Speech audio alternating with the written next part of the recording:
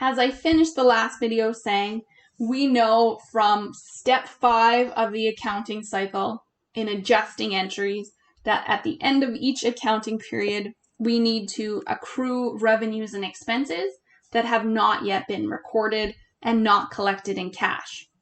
And one of those items is accruing interest revenue. So if we have a note receivable that is still outstanding at the end of the accounting period, the interest that has been earned up to that date must be accrued. So we know with the notes that the interest and the full principal gets paid at maturity. So if at the end of a year or a month, we still have that receivable outstanding, and therefore we haven't recorded anything and no cash has been collected, we need to accrue the interest. And we know that when we do this, we're going to use the interest receivable account to record that interest that still needs to be collected. So we don't lump it into AR, we don't add it to the note receivable. We use this interest receivable because this is important enough that we want it in its own account. So at the end of the accounting period, you would accrue the interest.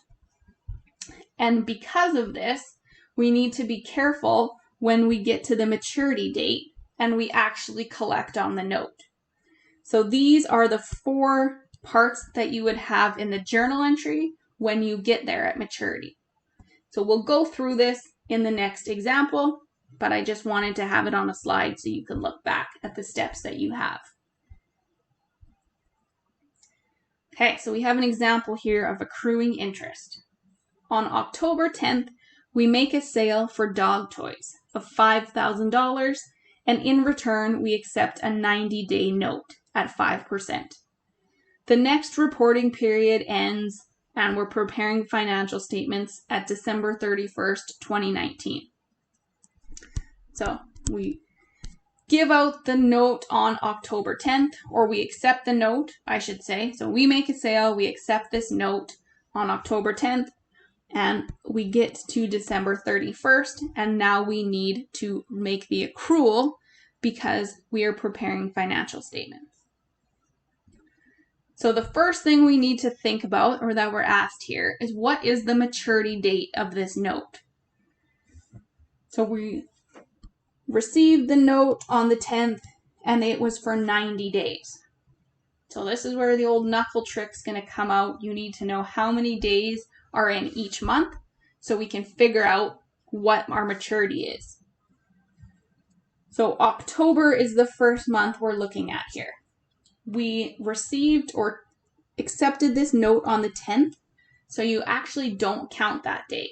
So we would start at the 11th as our first day. So therefore in October, we have the note from the 11th to the 31st.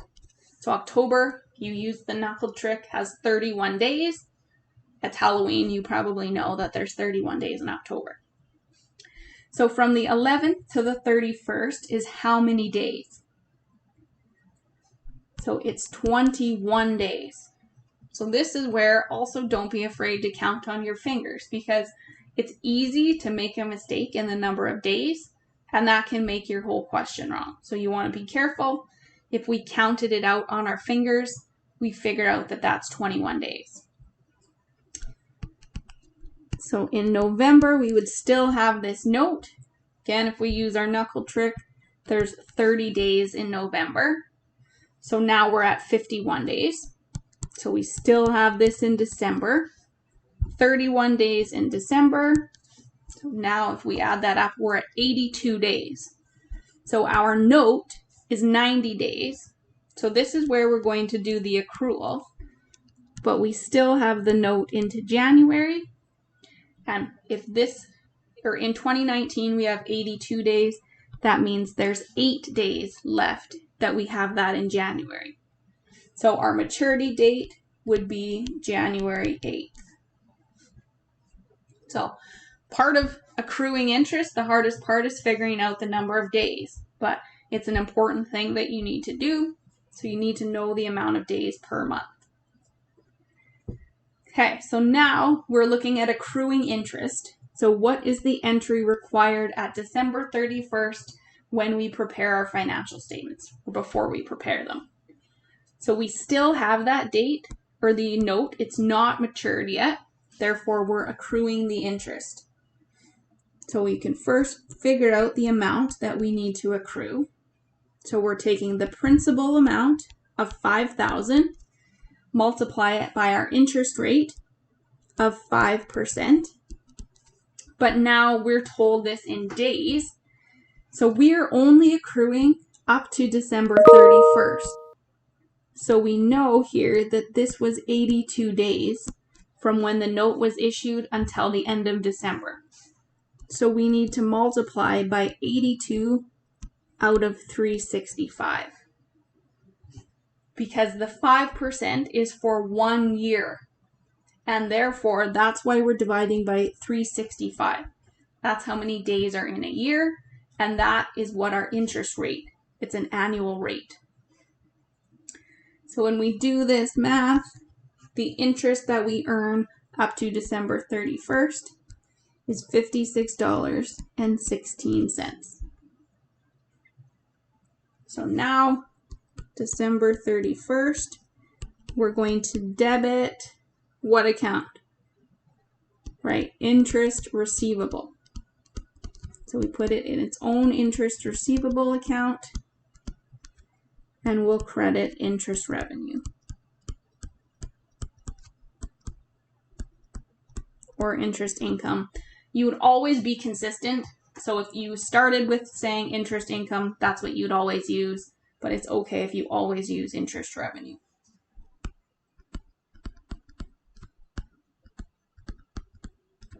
The amount was $56.16. We'd say to accrue interest on note.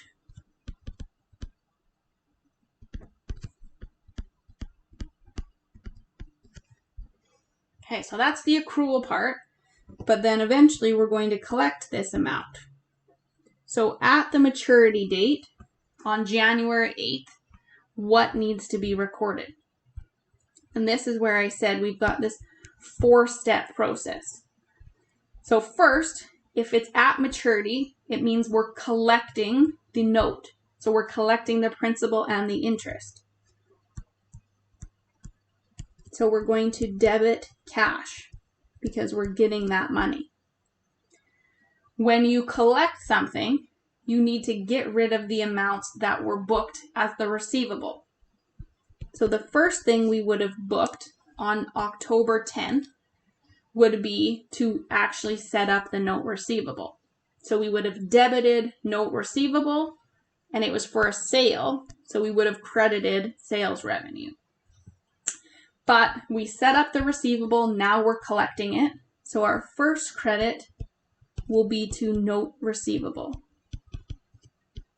And again, the note is always the maturity amount, or the principal amount.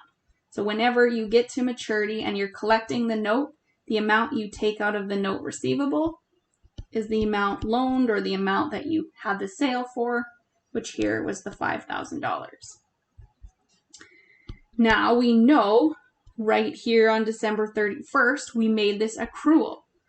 So now we also need to get rid of the interest receivable that we set up because we're collecting that amount. So when we collect it, we get rid of the receivable for $56.16. But we've also had this extra 8 days. So 8 more days passed from the time we made the accrual to the time we had the collection. And therefore, we have additional interest that we need to record. So we need to record that revenue for those 8 days. So that's our last credit that we have here. We'll credit interest revenue. And the amount that we would book there, well, our principal is $5,000. Our interest rate is 5%. And we now are doing this for the last 8 days out of 365. So when we do that math, we end up with $5.48. So for the cash that we're going to collect, we just add these three amounts up because we're collecting all of that. So overall, we collect cash of $5,061.64.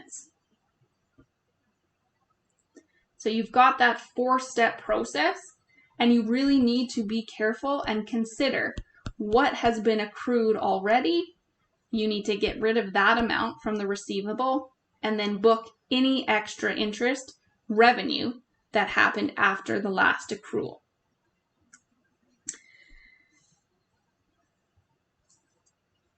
Okay, so that is accruing interest on a receivable.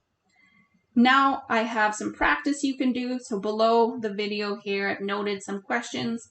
Go ahead, practice those on your own, and then I'll have the solution of video available for you below.